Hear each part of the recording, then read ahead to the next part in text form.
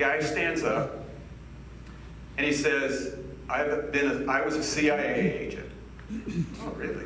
He says, and I've been involved in a lot of revolutions. Oh, really? CIA agents are involved in revolutions? I never knew that. Let's not get political. He said, but I've never seen as powerful of a revolution as what's happening here. He says, because this revolution is based on love. It's like, wow, that's amazing. He said, but you have a problem with this kind of a revolution. He says, how are you going to pass that on to the next generation? Well, it's been 29 years since I've been doing this, and I think we've done a really good job at passing on the ability to help one another in their physical symptoms of pain and stress, just with that light touch, just based on love. There's no gyrations. You don't have to center yourself. You don't have to bring in the light and bring out the juice. You don't have to protect yourself from people. I'm using a lot of these terms if you know healing work.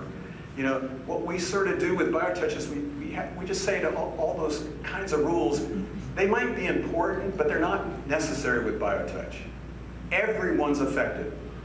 And you all will be given the opportunity to pass on what that old-timer said.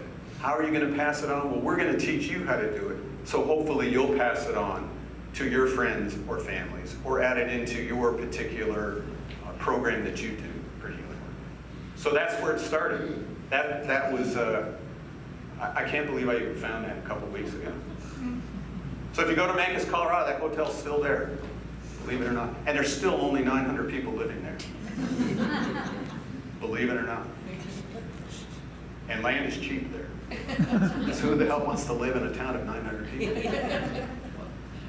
That whole story, everything plus more details of it, is in that little book there, BioTouch: Healing with the Power in Our Fingertips. Was written by Deborah Schildhouse. She was a certified practitioner with us, is a certified practitioner, and talks about. And so the story is wrapped up with my story, because she talks about the first time coming into a class, and she used to live up in the foothills and came all dressed perfectly and came in, and there was a tingling symbol on the door when she came in, and she's like, what is this weird place? But then when we started talking about having to take your top off to do the work, man, she ran home, told her husband, said, you ain't going back there. But she did go back, she became certified, loved the story, and then loved my story, and interacted her story with my story, because there's a lot of places she reacted to my story. And BioTouch really is about self-awareness. We don't find your place for you. You find your own place. We don't make recommendations. We don't diagnose. So the whole story is wrapped up in there, and it's a really nice book. I don't know, anybody know Louis L'Amour, his writings? Yeah, Mancos, Colorado, you know Louis L'Amour. Yeah, the funny thing about Louis L'Amour, if you know him, he actually wrote Chalico, right? That's his big town, was Chalico. And he bought property up in Hesperus, Colorado, up where I lived on the land. And he bought this, he was going to make the Chalico town. And he had this hotel there with this restaurant. Well, I lived in this hippie community at that time. There were like 18 of us. We took care of foster kids and everything. He said, well, I'll give you the restaurant if you just feed my nephew. So we fed his nephew, we ran this hotel for 3 months. All that's in this book. So that's the story of me, and we're just going to read. You all love Gary Schwartz, and he wrote the foreword to our book.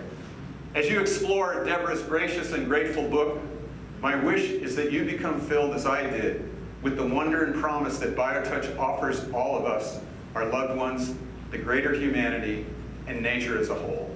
It really is that kind of a book. And I said Louis L'Amour because we had a man come in his daughter brought him in, and he's a farrier, is that what they call him? Horseshoer? Mm-hmm. Farrier, yes. Here in town. And he came to get work done. He actually cut back his pain medication in half just in one session. So he read the book. And he came back and he says, you know, I've not read a book this good since Louis L'Amour. And the funny thing is, Deborah wanted this book to be for those kinds of people who could be really jazzed about wanting to do more with BioTouch. And Gary, as you'll see here, did our beginning research and was sort of blown away by BioTouch because of its simplicity, because he does a lot of research, as I'm sure you know. So, any questions? Because I just keep going. but I'll drink some first. Is this still like tapping? Tapping, no. We just touch for 6 to 8 seconds. We don't. The meridians and everything. No. So that's a good question. Segue. Thank you. I'll pay you later. And how Norman came up with the points. These points come from nowhere except Norman. And the story about how Norman came up with this is those perfect stories, right? So he's a mining engineer. Oh, I didn't tell you that probably. He's a mining engineer. He was looking for gold and silver in some of the old mines up in Colorado. And so one day, he was actually up in Quartzsite, Arizona, right? You know, Quartzsite, Arizona, hotter than hell up there. And he's up there, and he's at a friend's house doing what he does best, drinking coffee, smoking cigarettes. And the little boy of the house comes running in and saying, Mommy's hemorrhaging. She'd had a couple of miscarriages since her first child, and she was miscarrying again. And Norman very spontaneously stood up and said, I think I can help, if I can touch. And she's like, and they were all friends. They're like, sure, go for it. And so he did these points that came to him, the greeting, which you'll learn tonight. Did a couple of extra set of points, probably the lower abdomen. And she stopped hemorrhaging immediately. And actually was able to carry the baby full term. So he goes home and he tells Carol that, and she says, you've got to be kidding. You know, it's like, neither one of them could believe this. Well, what he started finding out is as he stood in front of people that had problems, points would come to him. And then being the kind of mind that he had, that mining engineer always looking for that gold vein, he started to notice a repetition in the points. And then he started jotting those points down. And so finally, when I said to him, God, we need to get this out to the public, he'd already had a bunch of scratch pieces of paper with stick drawings on them that were these sets of points. Okay, these points are the points that Norman gave to me back in 1989, and they haven't changed since. And they're the points that he used all the time that he did it, and that was in 1971. So I met him in 81, 89, he started in 71. He was going to wait till they got to Oregon. Everybody in those days was moving to Oregon. I guess they still are. And then he was going to open a center there. And so that's when I said, no, we need to do it now. And that's how Norman came up with the points. So they aren't based on meridians. It's really one of the only Western techniques that I know about that was created by a Western-minded person, which I think is really significant too. There's something about healing for all of humanity. I mean, we're talking about all of humanity, as you'll see here later, coming from a Western-minded man and a mining engineer at that. So the power that this technique can be done, because there's one universal language on the planet, and that's the body. Like, look around at your neighbor, right? Look at it around you and through you. And the Dalai Lama said, if you want to understand the oneness of humanity, look at bodies. Because once you leave the body, nobody agrees to anything. What are you supposed to, how did you get here, right? What are you supposed to do while you're here? And what are you going to do when you die? The big three questions. But the one thing we know is equal is these bodies. And so people said, well, he must have gotten it from the angels. Some people said he must have gotten it from the extraterrestrials. Some people say he stole it from the Rosicrucians. Okay? So there's Nobu. Nobu's right there. Say hi, Nobu. This is when she was a teenager. Yeah. So that point there, that's the second point. We're actually going to learn how to do that tonight. So interesting thing happened when I went to Egypt. And one of the elder there said to me, this is an elder that actually had the sacred keys to the pyramids. When you lived at his house, their porch, you actually woke up in the morning and you were face to face with the Sphinx. And he actually said that this technique, and what had happened was his daughter had learned this in Hawaii. And she went back and told him about that. And so he said this was an ancient Cometian healing technique. And Cometian is the very ancient Egyptian word for that culture there. And he showed me a couple of things. And one of them was that. Now, that's the exact point. Okay? And Shahrazad is actually in Egypt claiming this is an ancient Egyptian healing technique. Well, it's a nice thing. It sells better than just from a mining engineer. Okay? So we don't know where Norman got it. And obviously, as we know, there's nothing new under the sun. So maybe Norman was just the stooge to reawaken a technique that we had done 60,000 years ago. In a time on the planet when it's vital we do it some more.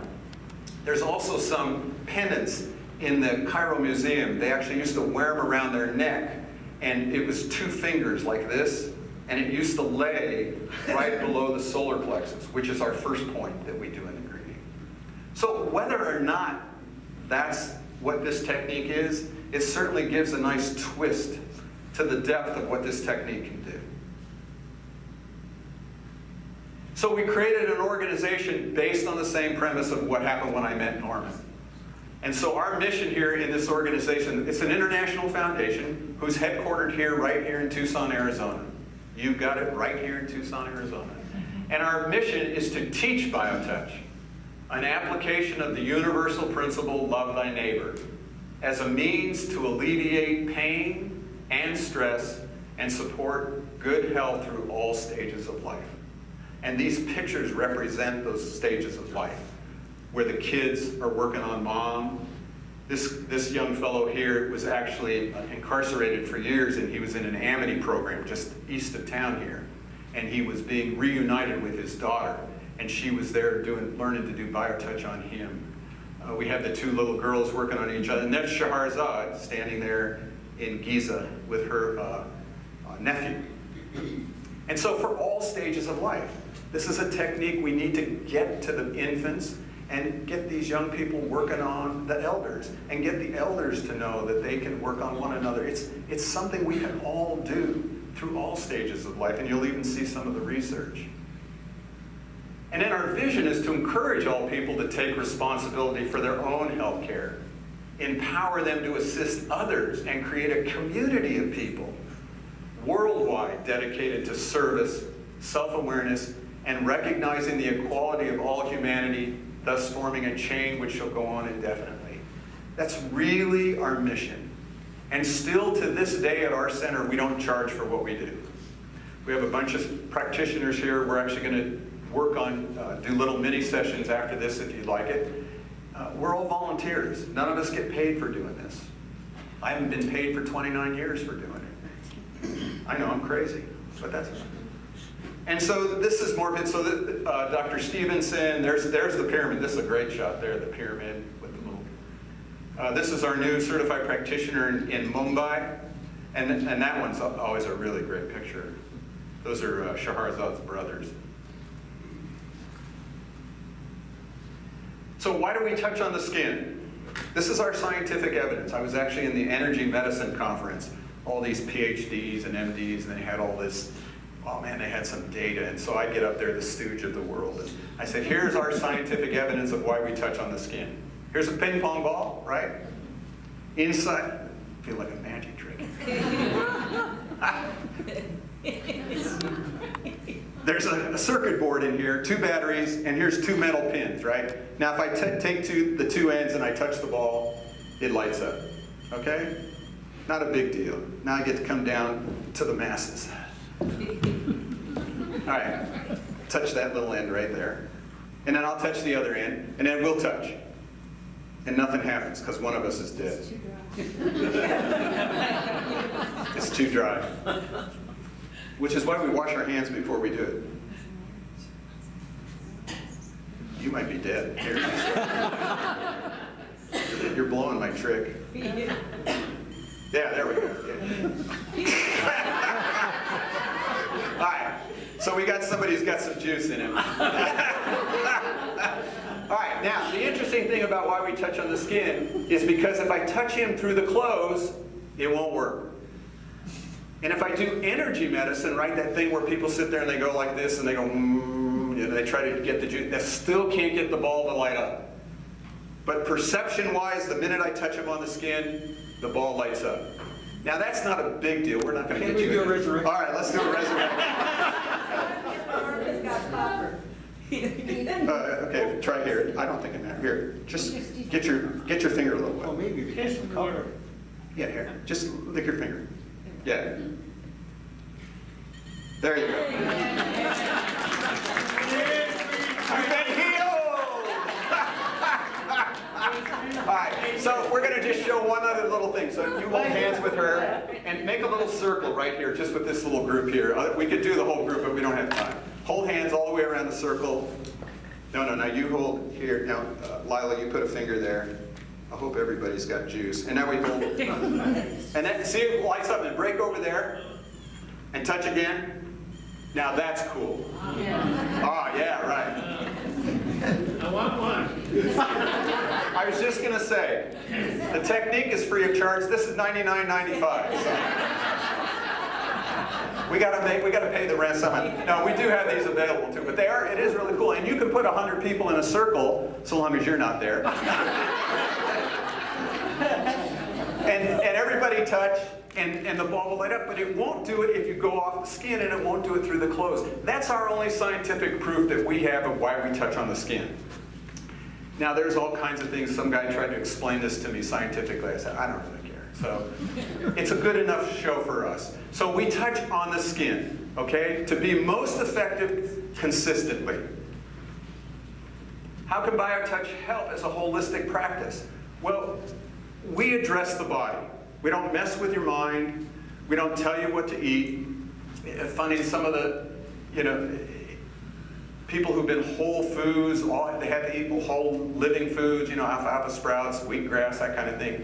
A lot of times their adrenals will shut down or their kidneys will shut down, and you'll work on them, and the best thing that helps them is go out and get a Big Mac. Okay? And just the opposite way, some people we've had who've been very much meat eaters, meat and potatoes, all of a sudden they start eating more fruits and vegetables. They don't even understand why. So what we do is, the holistic practice is we address the body. And you and your body and your spirit or your guide or whatever, your angel, whatever that is, you know what's best for you. You go to the doctor, you really know whether that doctor's on the right track or not on the right track. The problem is we haven't been trained as a Western-minded culture to believe in ourselves. We believe we go to somebody else and they're going to fix us. And as we talked about in our mission and our vision, this is about self-awareness. This is about a technique that helps you get in touch with your body, then believe, I need a Big Mac, okay? Or I need that operation that I've been fearing for so long. Or I need to stop that operation. Or I finally need to do the chemo, because this technique works as a holistic practice. It's perfect with those techniques. We don't tell you to stop taking your medication. We don't tell you to take off your jewelry, or you can't wear leather, or you have to wear cloth, or this or that. BioTouch just works with whatever you believe is important for you in your health and healing. It can only enhance those other things. If you're doing tapping, if you're doing Reiki or any of those things, it doesn't get in the way of any of these other modalities. Okay, it can only help. And the nice thing with BioTouch is you can't hurt anybody. I just had a lady call me from, I can't remember where it was, Cincinnati or something today. And her husband just did scuba diving. And for the past week, his lungs have hurt him. And they can't figure out what's wrong with him. I don't know how she found us in a well-being journal. That means she read about us a year ago in the well-being journal, called us up, wanted to know how she could learn how to do it. I said, well, become a member, download the manual, and then call me back and I'll tell you what sets of points to do. She downloaded the manual. She called me back. I said, now do the greeting, the lungs, and the title. She said, oh, wow. And I said, and then call me back on Monday and let me know, and I'll take you through it. I can take her through it over the phone. But she's doing that in relation to what she's doing with standard medical care and doing all the tests. Or if you're doing chemotherapy. So as a holistic practice, it works with everything. If we can get people to cut back on one medication, that's a success. If it's placebo, who cares, right? If you feel better. And then what symptoms can BioTouch address? If the body can hold the problem, BioTouch can address it. We deal with symptoms. Things like tapping and acupuncture, they work with meridians, and you work with other areas of the body. If you've got a lung problem, you do the lung set.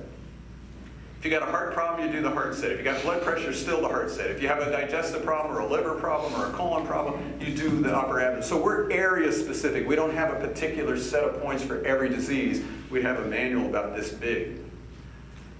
And I always like to share the story of my mother, who basically, her husband died, she was taking over the business and passed out in the office, and they took her to the hospital and put a pacemaker in. And I'm in Hawaii with my brother trying to do BioTouch. He had me come over to Hawaii. And we get this call that she's in intensive care and she's in a coma. That the pacemaker punctured her heart. And so they did open heart surgery and she died on the operating table. By the time they could bring her back, they did like a triple bypass surgery, and they said if she lived, she'd be a vegetable. So I get on a plane, I fly to Denver, I get out, I'm gonna let them know I'm gonna do BioTouch. And I just learned BioTouch. And went into ICU, and she was in a coma for 3 weeks as I worked on her doing BioTouch with all those machines up there. The interesting thing that happened was, A, she didn't do any metabolic medication the whole time she was in that coma, which is unheard of. When you're not moving for 3 weeks, they're giving you all kinds of things for your kidneys and your liver. If her blood pressure would start to elevate or drop, I'd say, wait, let me do BioTouch. And I would do BioTouch, I was able to see the machine change.